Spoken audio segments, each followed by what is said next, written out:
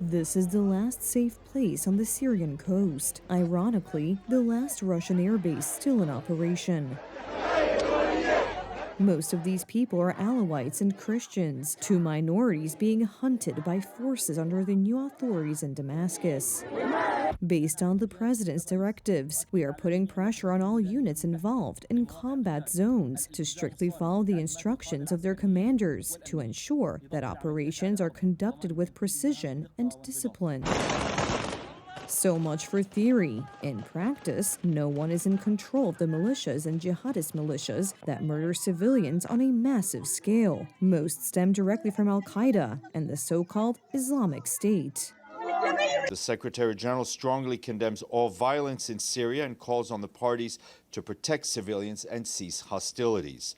The Secretary General is alarmed by the risk of escalating tensions among communities in Syria at a time where reconciliation and peaceful political transition should be the priority. Alawites were until recently at the top of the social ladder in Syria. It was from this Shiite ethnic group that the Assad family originated. After the overthrow of the dictator and the Sunni takeover, the Alawites fell to the bottom and today are the #1 enemy of the new Damascus authorities. It is not an elected government that was elected by the Syrian people. It is not. It is a bunch of people, a bunch of jihadists that controlled in the past the region of Idlib, and by force they took also other parts, including Damascus. It doesn't mean there is a right to initiate hostilities towards minorities, whether be it the Jews, the Kurds, or the Alawites. Before the rebellion, Syria was home to some 700,000 Alawites, mostly on the west coast. The only escape route today is Lebanon. It is possible that with the coming of spring, many of them will move towards Europe. This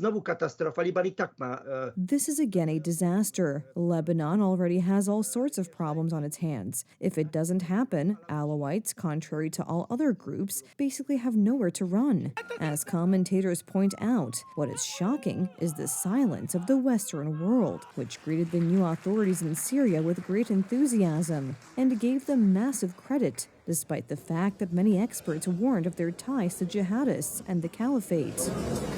On Syria, there is hope to build an inclusive country, and we are closely working together with the regional actors to achieve this. And this is why we also agreed to suspend energy, banking and transport sanctions.